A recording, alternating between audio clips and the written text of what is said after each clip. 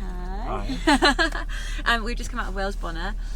Really, really exciting show because it's showing with Womenswear, which is very unusual for Wales Bonner. Usually shows in menswear, and also it's at Serpentine Sackler, where Grace has had an exhibition on for quite a while now. Actually, I believe a month already. Maybe I'm pulling that from somewhere, and it's actually been extended already for another month due to popularity, which is wonderful.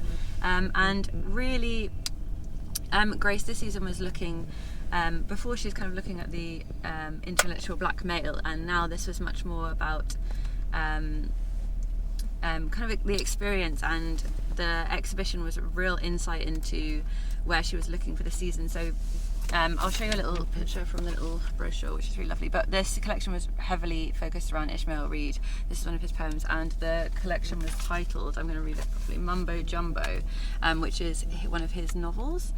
So looking at a multitude of different writers, African-American writers and poets, and different inspirations. The space in the Sackler has shrines and, oh gosh, what's that artist's name with the fabrics? I can't remember. Eric Mack. Thank you. Who she's worked with before. So a real kind of collective, and she was saying backstage about this brotherhood and how that's really important to her. Fashion-wise, slightly different to usual. There was still really beautiful tailoring in white jackets and trouser, but slightly more varsity feel, and the reason for that is that she was looking to the historically black Howard University and the intellectual there. So you had varsity jackets with Ishmael Reed written across the back in homage, and kind of Converse, which is kind of unheard of for Wales Bonner, I would say, and really interesting. She said kind of voodoo elements, so she's looking to the spiritual that you would get in kind of West Africa, but this balance of African American Howard University, so you have this real duality that was really interesting. I personally felt the clothes were really beautiful, really captivating. I love the narrative behind them, and there's so much narrative with Wales Bonner's designs, and the more you dig, the more you know, the more these garments come alive. I do feel there was a slight element missing, and I don't know if that's because of the varsity element. Normally Grace Wales Bonner's shows feel so, it kind of take your breath away because of the detail and the beauty, and you almost feel like it's borderline couture sometimes. Some of the garments are so pristinely done, and that's certainly not to say that there weren't those garments here, but I do feel that the varsity was a little lost on me. What did you think, Dan? Well, I suppose because she was treating such a specific subject matter, it was interesting that she twisted the idea of that in a way that actually did represent her references in the most literal manner, by literally placing their names on the garments. But I do still feel that she tackled her handmade, crafted feel at the same time with all of the application of feathers, which was really beautiful, whether they were in model's hair or if they were actually tufted on the edge of a baseball jersey, or in the slippers that she made with Manola Blahnik. Those were beautiful. Were very beautiful. But I think that the atmosphere that she created by placing the fashion show inside the exhibition was very strong. The author Ben Okri was actually reading from some new work during the show, which was very beautiful. He was talking about the idea of the shrine, the black shrine, and the black god that was very, very powerful, and then you could see that feeling in the garments, and the idea that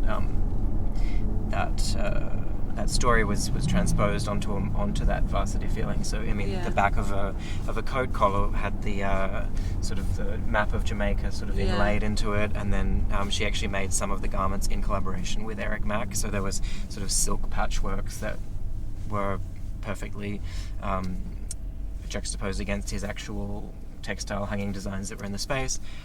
So I think that element of mysticism, which has been really inherent to Grace's early collections, kind of came back here a little bit, because she has been playing with a more of a minimalist pared back aesthetic for the last 2 or 3 seasons, which made it a little bit colder, a little bit drier. That's true. I feel like the warmth kind of came back in a little bit for this season, and even though the women's wear was very much sort of interchangeable with the men's, maybe I have enjoyed when she's played with something that's actually quite more blatantly feminine sometimes, like, which you didn't really feel as much here. But I think as a collection that really plays to both sexes, it was very, very strong. Yeah, for sure. And it's interesting you mentioned, when Ben Okri was reading, she said she'd modelled some of the scarves over the scarves that he wears throughout his lifetime. Right. So when you mentioned that shows previously were kind of a little bit colder and you could say uninviting, but I don't know if that's I think it was just more her tackling pattern making and different elements of her own minimalist side after having some very, very maximalist, crystal strewn, shell covered shows. I mean, so I think she's sort of... But having that community feel this time around, when you have scarves from Okri, you have the artist work, you have the varsity names, you have all of these elements, and it goes back to that bringing of the brotherhood, and I think that's really... That to me is really lovely. The shoes, I think, were spectacular. Really, really great shoes. And there was some sort of more, I guess, ironic takes on the way on black tailoring and that sort of thing as well, which were really beautifully made. Stephen made beautiful hats. Yeah, too, we should definitely do a shout out to Stephen, because the hats were really fantastic. Some kind of feathered, spiritual voodoo stylings, also hanging from pocket as well, which was really wonderful. So overall, I think a rather wonderful show. I'm really excited to see where she goes and whether she continues with a co-ed show or whether she draws back and goes strictly to... Yeah. There was a lot of big power players in the audience tonight as well, which could be signifying big things for her. There was Sydney Toledano, who came in tow with Kim Jones and Andrew Campbell. I think something is afoot. That entourage, and I mean, after winning the LVMH prize, it makes perfect sense that they would that she would be still on their radar. But maybe it's time that they invest. I think so. I think that was a big statement. A big statement for sure. Agreed. Well, congratulations, Wells Bonner, if you're watching. Thoroughly enjoyed that. And thank you all at home. Thank you, Dan, for coming in the car with me. Pleasure. We'll see you guys soon, and make sure you subscribe so you can catch more of these on the go.